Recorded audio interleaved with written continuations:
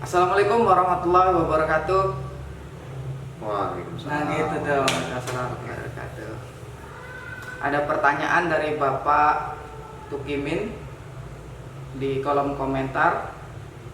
Pertanyaannya, halo Pak, untuk bapak-bapak BMKG. Pas lihat-lihat tentang hujan muncul ini, nanya sekalian sama bapak-bapak BMKG, barangkali dijawab. Awan itu apa sebenarnya toh Pak?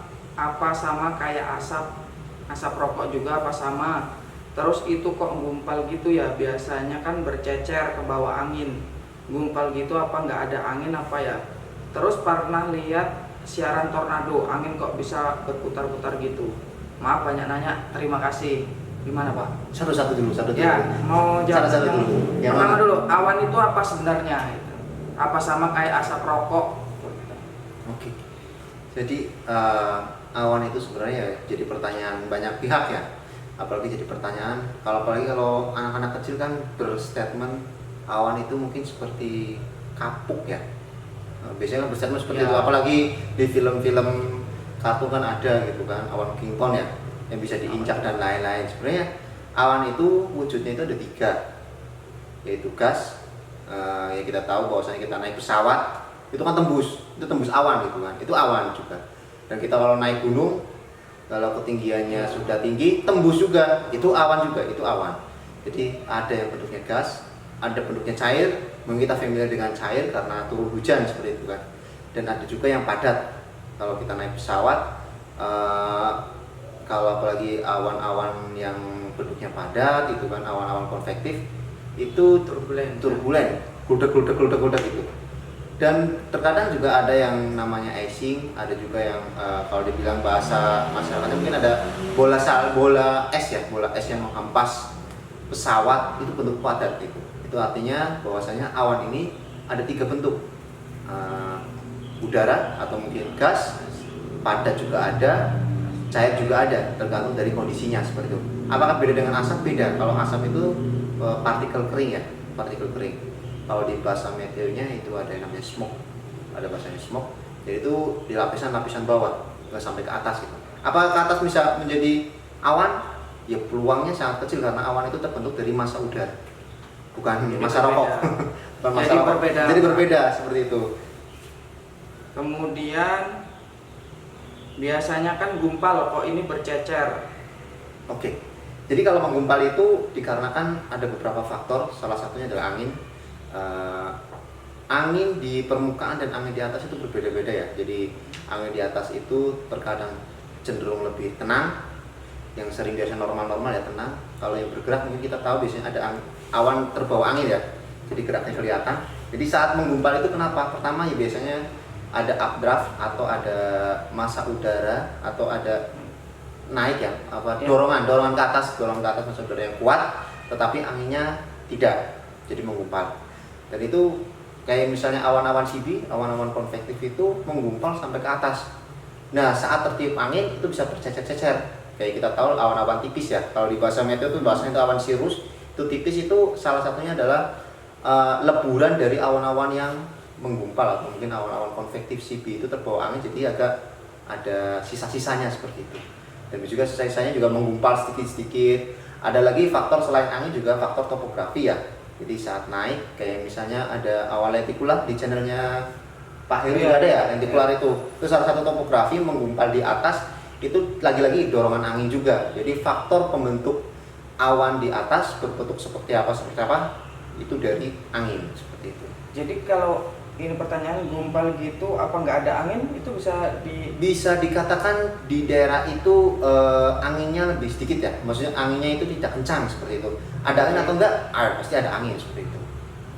Angin itu pasti selalu ada gitu. Cuma dari kecepatan dan itunya kan masing-masing. Kemudian kalau untuk tornado, kok bisa berputar-putar seperti itu? Ini kayaknya pertanyaannya bertingkat ya, jadi Ya. dari yang Atau jangan-jangan Bapak ini sebenarnya tahu sebenarnya. Ya. Kayaknya Oke lah, kita tahu. jawab, Pak. Jadi Terakhir tornado kenapa harus terakhir gitu kan? Saya juga jadi pertanyaan juga. Kenapa tornado terakhir? Ternyata pertanyaannya berbobot juga gitu. Jadi tornado itu kan terjadi di lintang-lintang tinggi ya, lintang-lintang tinggi di Eropa. Lintang tinggi itu? Lintang-lintang berarti jauh dari khatulistiwa seperti itu. Oh. Jadi ya kurang lebih di atas 6 derajat lintang selatan ataupun utara seperti itu. Jadi tornado di situ. Kalau di Indonesia ya mungkin puting beliung ya, puting beliung seperti itu. Tapi kita skalakan besar aja tornado lah biar gampang. Skalakan besar tornado walaupun tidak mungkin terjadi di Indonesia. Jadi tornado itu kenapa bisa sampai ke angin seperti itu, keangkat? Itu salah satu faktor dari angin sendiri adalah tekanan.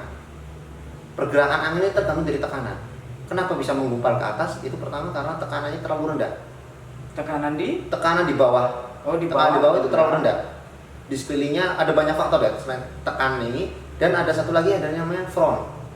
Ada front panas dan front dingin. Seperti itu. Kalau di bahasa BMKG front panas dan front dingin, intinya bahwasanya ada anomali di satu titik gitu. Ada satu anomali titik yang berbeda dengan lingkungan yang lain. Sehingga anginnya berkumpul di satu titik itu.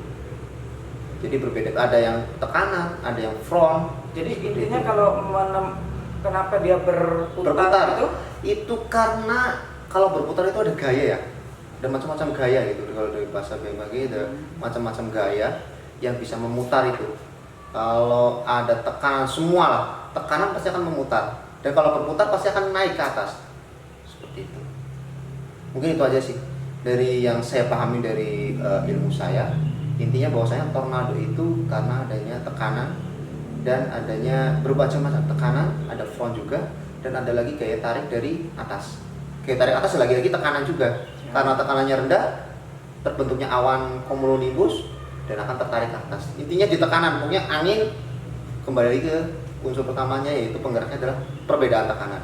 Memang kalau dilihat dari pertanyaan sepertinya Bapak ini akun Tukimin Good ini memang sepertinya beliau paham ya. Paham ya. Cuman nggak masalah kita jawab, dan memang nanti untuk teman-teman yang lain yang menyaksikan ini juga silakan berkomentar apapun pendapatnya. Kita juga belum tentu ini, kita saling sharing di sini kan, nanti kita diskusi. Kalau memang ada yang harus kita kita unggah lagi, kita jawab lagi, ya nanti kita jawab melalui video-video selanjutnya seperti itu. Jadi untuk teman-teman silakan nanti yang nonton silakan sharing di komentar seperti itu. Untuk Bapak Tukimin ini, akun Tukimin Good ini jawabannya tadi seperti itu. Jadi awan itu sebenarnya apa ya, tadi dibagi tiga ya Pak ya? Terbagi tiga, ada gas, ada padat, ada cair. Kemudian bercecer itu ya karena faktor angin. Menggumpal pun karena angin. Menggumpal karena angin, bercecer juga karena angin. Kemudian untuk tornadonya sendiri kok bisa berputar ya karena ada tekanan. Dan itu tekanan, ada tekanan, terus ada front juga. Itu mempengaruhi dari putaran angin itu. Oke, terima kasih Bapak Tri atas kesempatannya. Ya, saya Ari. Wassalamualaikum warahmatullahi wabarakatuh.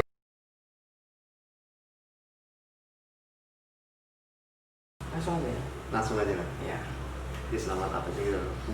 Pembukanya dulu lah. Katanya nggak usah. Ya kasih selamat apa lah biar enak gitu loh. Selamat berat. Iya.